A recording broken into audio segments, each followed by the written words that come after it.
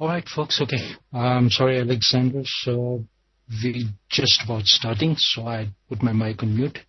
Okay. Voice okay? Can you hear it now? Voice is fine. All right.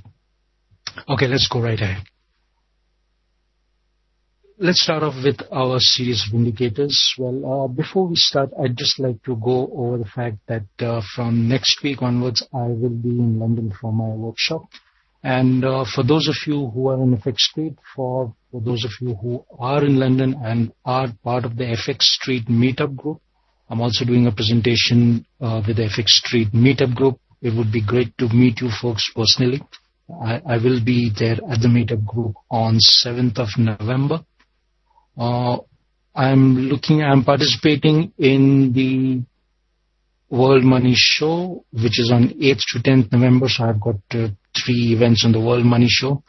On Friday, part of a panel. I'm also doing one session on money management. And on Sunday, 10th November, I am disclosing the divergence technique, something which I regularly use myself, even as of today. Unfortunately, my website, there's something wrong with my website. It's not opening. 16th of November, I've organized my own workshop.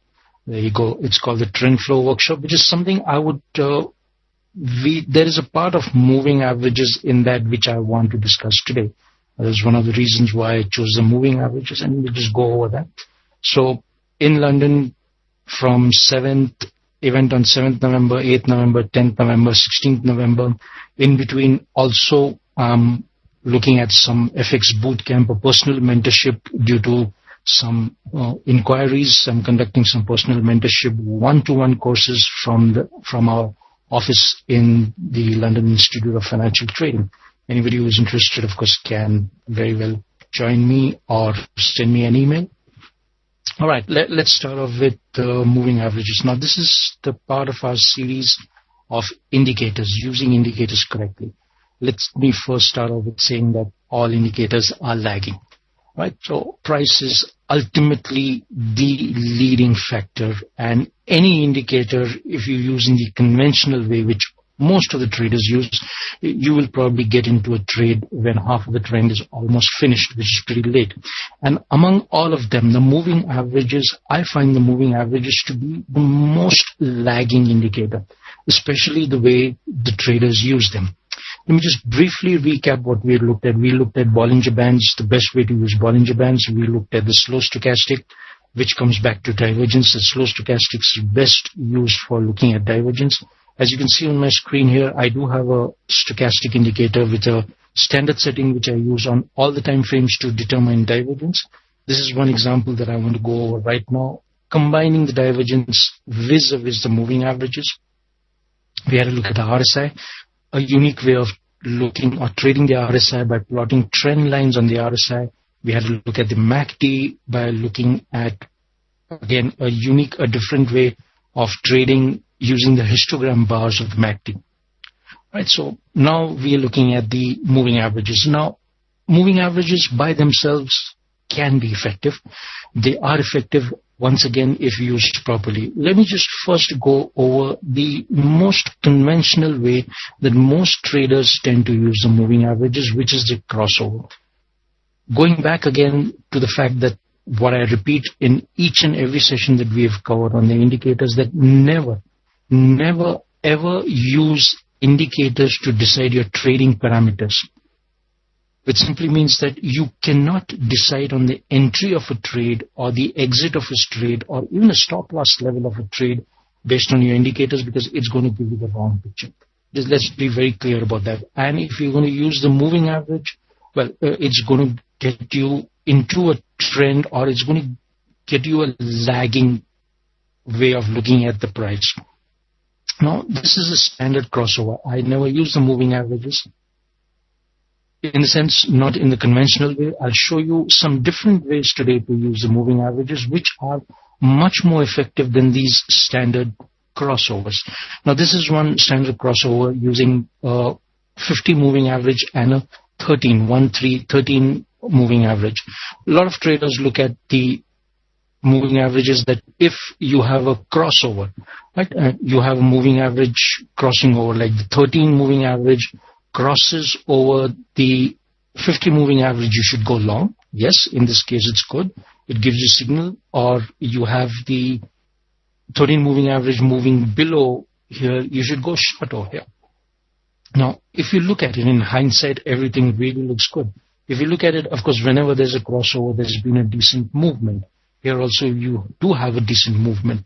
But if you look at some situations, sometimes, where you have a situation where you have a crossover and price, as soon as you get into a trade, let's take this one. Let's take this situation. You get into a trade at a crossover and price kind of retraces and moves down, and then it changes trend. Now, this is on a 4-hour. I'll come back to this, Dhruv, on why the 13 and 50, why do traders there are a lot of traders who use the 13 and 50. I'll come back to the setting of it, what should ideally be the correct setting of an indicator. Let me just first start off with the lagging part of it. Right? You would get in over here, you would probably be in profit for some part of the trade when price reaches down somewhere over here, and then price starts changing trend. Now, this is one of the things that in a moving average crossover specifically, now you can take a crossover of any moving averages. There are a lot of traders who use the 21 and the 50, the 13 and the 50, the 9 and the 21, the 5 and the 13. I mean, there are a lot of combinations, and we'll just come back to what do these numbers really signify. But bottom line is, a moving average gets you into a trend very late. Let's take a simple example based on something which we call as a divergence. Right now, this, if you look at this, this is a classical bearish divergence where price makes a higher high. Let me mark the highs over here. Right, this is a high, this is a previous high. And if you look at the stochastic, we've discussed this, the best way to determine divergence is to look at a stochastic. You can see a divergence on any kind of oscillator, but this is best. We had price making a high and a higher high. You had the stochastic making a higher and a lower high. Now, this simply means it indicates a loss of momentum. Of course, there are ways and means on how do you confirm a divergence and what is the best place to get into a divergence. But let's just say that we would have got into the divergence trade somewhere over here. Right? This would have been my entry into a short. Now, if you wait for a crossover, and if you don't look at price action, and if you wait for a crossover, you will get into a trend over here. Now, on a 4-hour, you're talking about a difference. Right? On this standard 4-hour, you're talking about a difference of almost 90 to 100 points, which is huge. Now, in this case, of course, price has trended down and you are still in the trade, you will get it. But there are a lot of times, and believe me, there are a lot of times when if you wait for a moving average crossover, you get into a trade. Let's take this example. Let me just remove all of this. Right? Let's take this example. You have a moving average crossover over here. This is a place where you have the moving average crossover. This is where you would take an entry into the trade. And this is where price starts changing trend.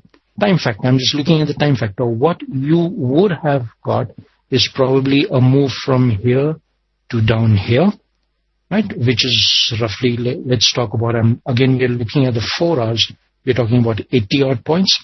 And then price starts moving up. But since, and this is human nature, since you have got into a crossover, let's trade the hard right edge of the chart.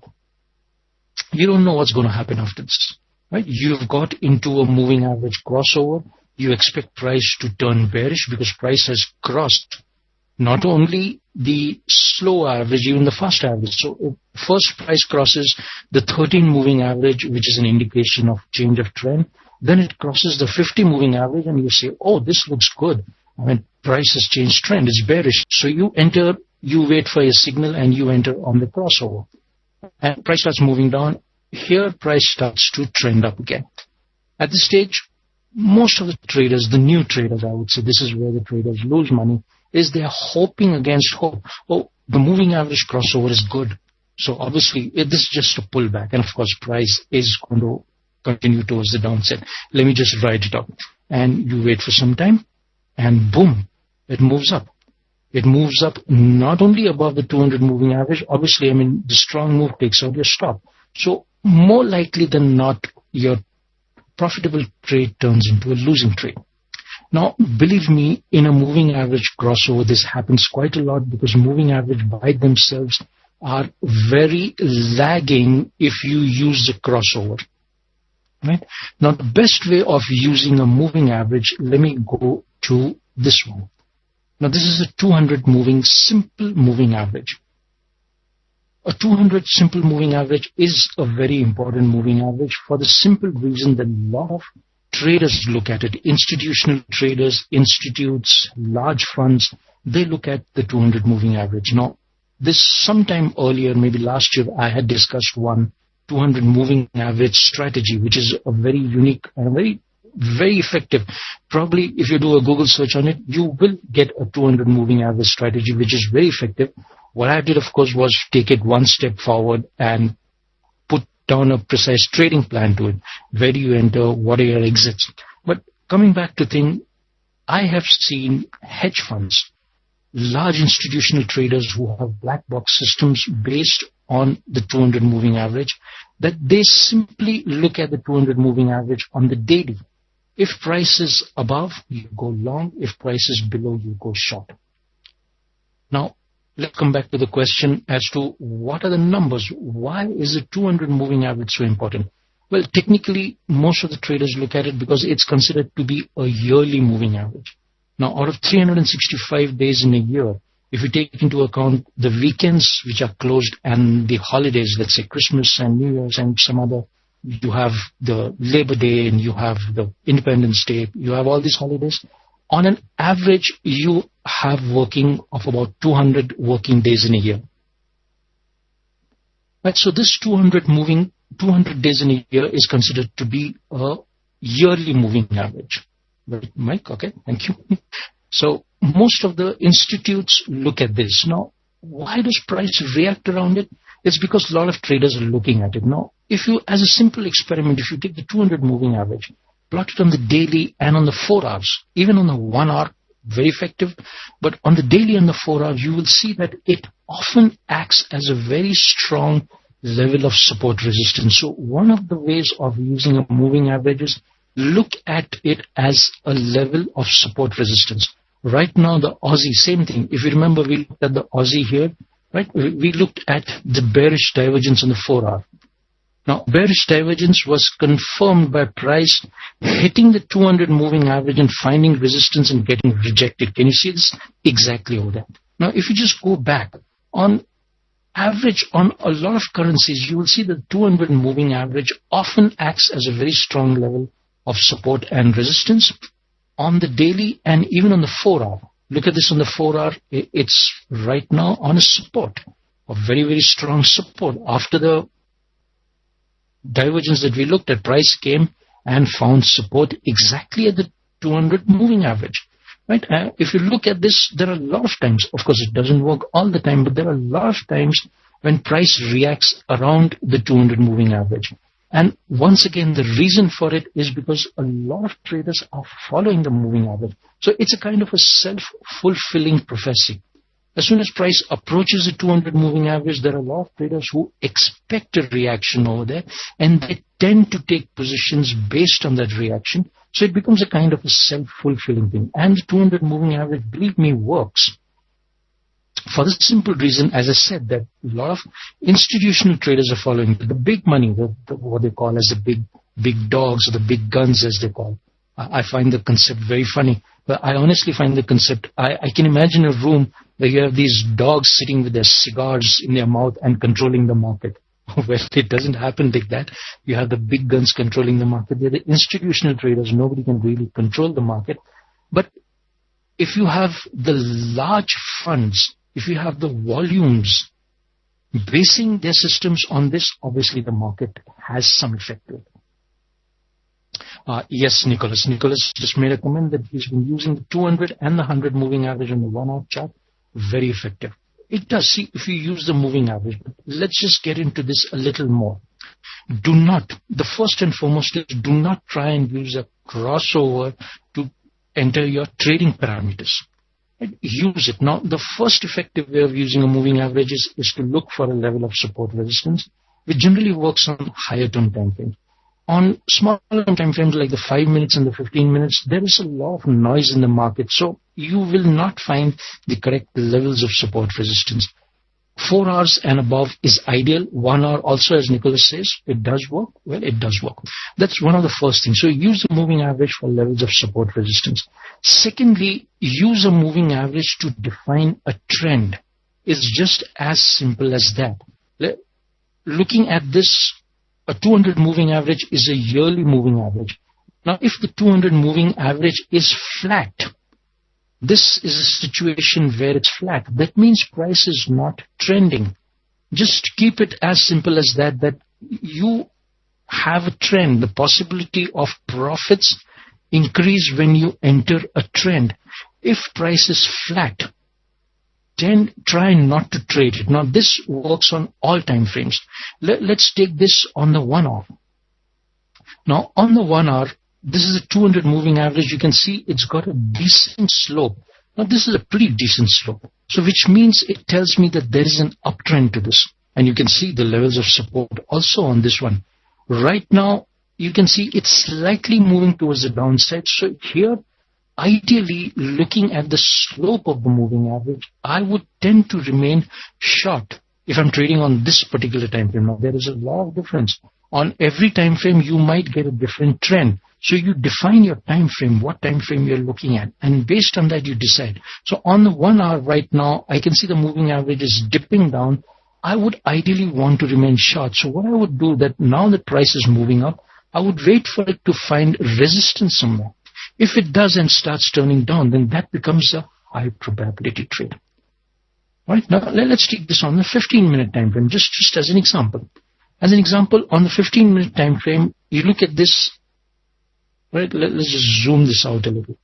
Nice slope. Right, this 200 moving average slopes down really nice. So here you would tend to remain short on the 200, on the Aussie, on the 15-minute.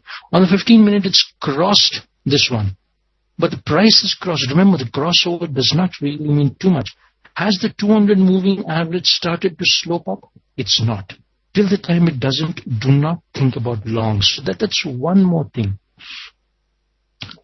That's a good question, Ben, and I'll come back to this. I wanted to go into the entire gamut of the moving averages, right? We'll come back to this one. So use it here. Now, let's take this crossover that we were looking at. So let's discuss the numbers. 200 moving average, important, even in Forex. In equities, these do really work well. 200, 100, exactly what I said, Ben. The slope depends on the time frame. So you have to decide what time frame you are looking at. And base that on that particular time frame, you're going to look at your trend. Right? Let's take this chart. See, on the 4 hours right now, let's take the smaller moving average here. The 13 moving average, it's a down slope on the 4 hour. Now, if you look at it on the 15-minute, look at where your 13 moving average, it's on an upslope. So what do? You have to decide your time frame, and based on that time frame, you have to do it. Remember, if you're using multiple time frames, do not use the moving averages, because you will only end up getting confused. Right? Because every time frame, the smaller you go down on the numbers of the moving average, the faster they react to price, and you will get a different picture on every time frame. Right? Now, coming back to the numbers. In equities, Forex also to a large extent, 200, 150. 200 moving average, 100 moving average, and 50 moving average are considered to be important. A lot of traders follow this. Once again, for the simple reason, 200 is a yearly moving average. 100 is considered to be the half-yearly 6 months moving average. 50 is considered to be the quarterly moving average. And now, if you look at it, if you break it down further, then you have about a monthly moving average if you have 20. Now, 20 is a very odd number. The reason why a lot of traders look at 9, 13, 21, 55 is they are Fibonacci numbers. Now, believe me, I use a lot of Fibonacci's in my trading. In fact, all my trading is based on Fibonacci's, but I have never really applied them to the moving averages. A lot of traders say that if you base a moving average on a Fibonacci number, it's supposed to be more effective. Well, so be it. But that's one of the reasons why these numbers are there. The 100, the 200, 150, and after that you have the 21, the 13, the 55. These are all Fibonacci numbers, so a lot of traders tend to use them. Besides that, there is no significance. In fact, if you are using moving averages, I would encourage you to go to it by trial and error. Right? Let's take this example. On the 4 hours, I can see that the 50 moving average that I have plotted, price reacts around it quite effectively. Can you see the support, resistance, support, resistance, to a pretty decent extent support. Now, if I can see that 4, 5, 6 times prices have reacted around it, so I know on the 4 hour, the 50 moving average is effective. Similarly, if you want a smaller term moving average, do a little bit of experimentation, try and increase the number, reduce the number, use the best fit, but I really would not recommend it because it doesn't make sense. Believe me, price action is the only thing. So 2 ways that you should ideally use a moving average is look at levels of support resistance. As you can see right over here, we've marked it. Use those moving averages, which price reacts around to quite a lot of times. It gives you an edge to your trading. And look at the slopes of a moving average. When you're looking at the slope of a moving average, do not take into account smaller moving averages like the 13. Right? You can see that the 13 reacts to price very fast.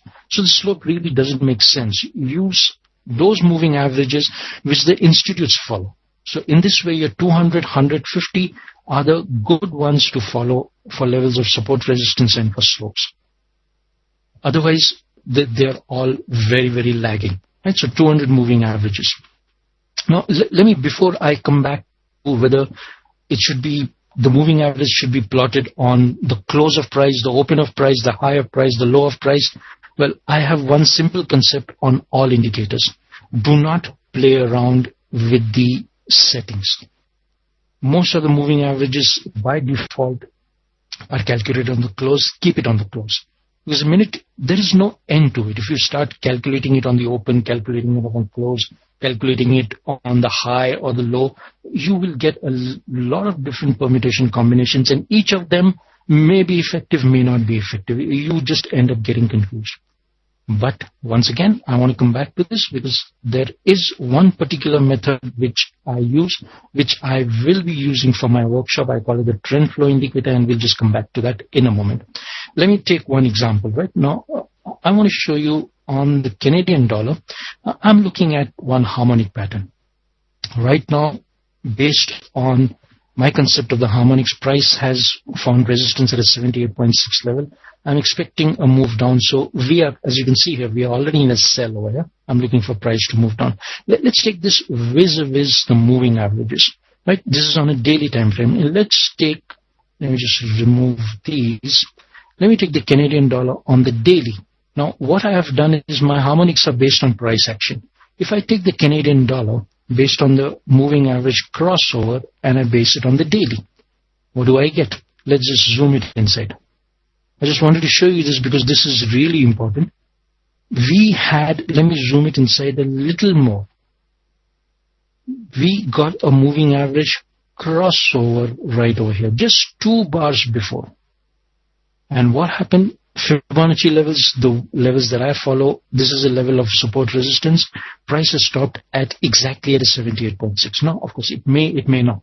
That's a probability of trading. I mean, I may be wrong in what I do. I think it's going to go down. It may just retrace and still pull up. But if I'm long on this trade, if I was long in the Canadian dollar, I would have taken my profits. I am already short and I'm expecting price to move down. But let's come back to this. Right? It got rejected at the 78.6. If I was basing my trades on a moving average crossover, I would have entered the trade on this bar. And just 1 bar ahead and price gets rejected and starts moving down. This is often what happens when you use a moving average crossover, believe me. Let's take the same concept on the 200 moving average, let me plot this one. On a 200 moving average right now, we had nice support. Look at the Canadian dollar, how it found support on the 200 moving average on the daily and started moving up. This is the third point that I wanted to discuss. Price, especially on the moving averages which work well, like the 200. 200 I consider to be one of the best moving averages that you can use on higher term time frames. Believe me, not on smaller term time frames. Any reaction of price away from the the 200 moving average, it's like price has stretched beyond the means. And the more it stretches beyond the means, the tendency of price is to move back to it. As you can see over here, price had stretched way above the 200 moving average, and eventually it started moving back towards the 200 moving average. Here, we do have a pretty decent move away from the 200 moving average, and if price had stopped at an important Fibonacci level, which is also a zone of support and resistance, this was a nice zone. Right now, these are very important. Price action, this was a zone which was support, which has turned into resistance. So the possibility that price will move back towards the 200 moving average is very high, which gives me a stronger confirmation that yes, the USD CAD has a probability of moving down. So which increases the trade. Now, of course, I am not waiting for it to come back to the 200 moving average. My trade is based on the harmonics, so I'm looking at some target somewhere over here, or whatever the way that we look at it. But is this a point that I'm trying to prove over here? Right, so moving averages, when you use, remember the three important points. Once again, repeat again and again and again. Look at levels of support resistance. Look at the slope of the moving average to determine the trend on whatever time frame you are, and look for a reaction away from the 200 of any moving average. When price stretches beyond the means, it's like a rubber band. It will come back to it. So it reverts back to the mean. So, of course, you need an excuse for price. This is the excuse that I'm talking about. We need a technical pattern that, okay, you think that there's a possibility that there's a technical pattern, it might go bearish. Now you know. Now, in case it had decided to go bearish when the 200 moving average was very close to it, right? Let's say the 200 moving average was somewhere over here, where my cursor is right now. Then I would not really think about short, because I would expect price to find support on the 200 moving average and move up. Right? These are different combinations that we are looking at.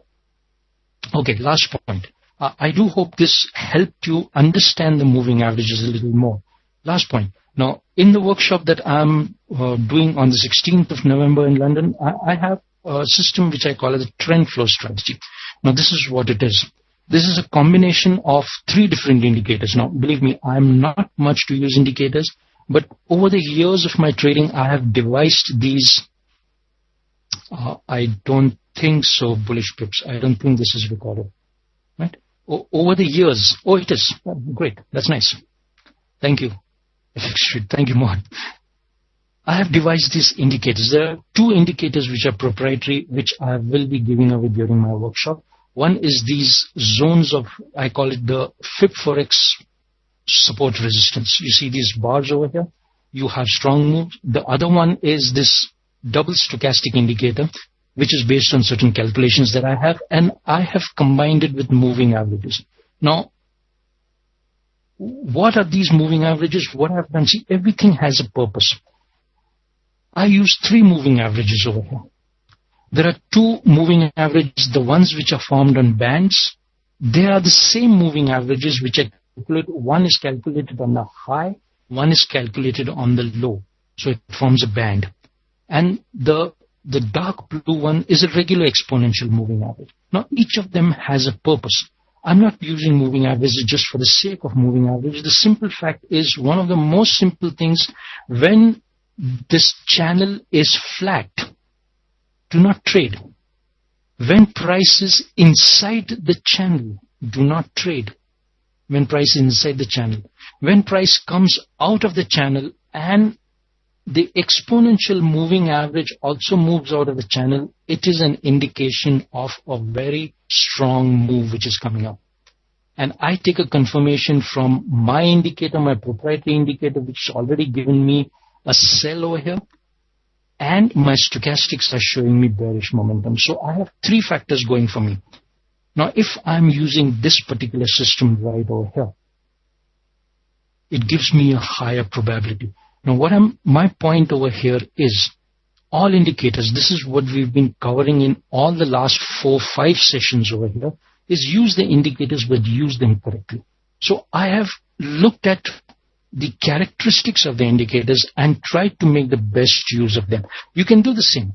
This is no rocket science. I mean, this is not a trade secret. It's just a simple, effective way of using the indicators.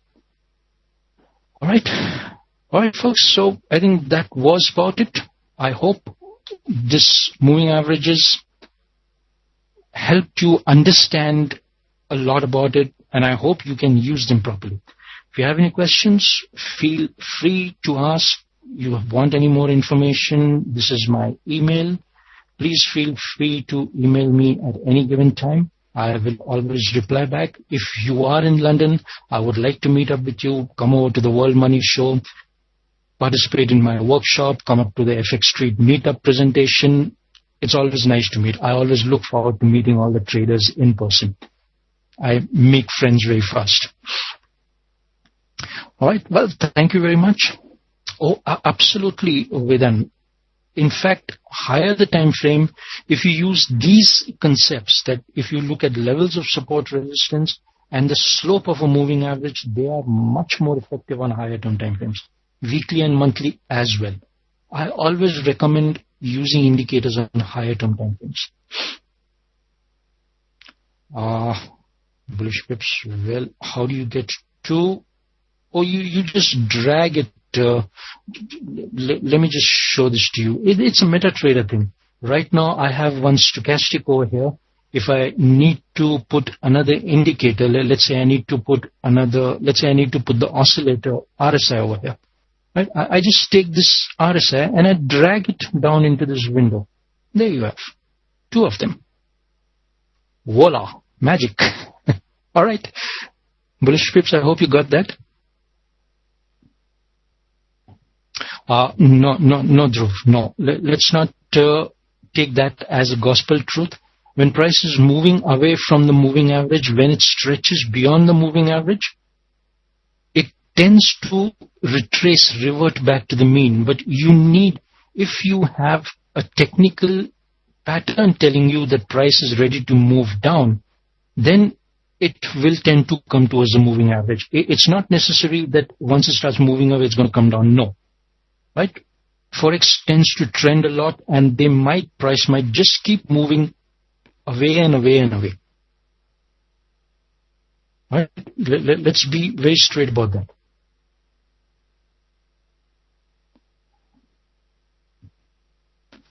All right, folks. Well, it is always good being over here.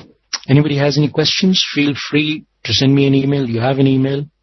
I'm always here. And as I said, if you are in London, if you're based in London, I would love to meet up with you. Let's meet up.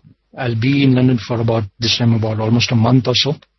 Right? And good talking to all of you. I hope this helped you understand the moving averages. And I'll see you for the next session after I'm back from London over here.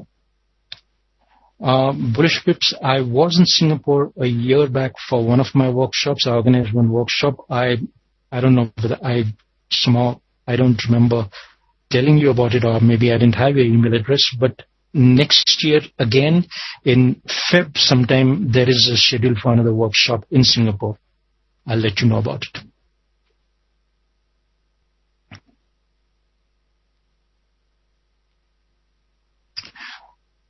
All right, folks, any questions, please send me an email, and time is up. I'm sorry, I had some questions, but we can just talk about it if you can send me an email.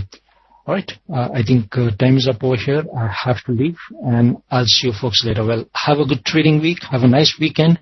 And good trading days. I'll see you folks when I'm back from London. If you have any questions, as I said, please feel free to send me an email. Thank you so much for being over here, and I'll see you folks later.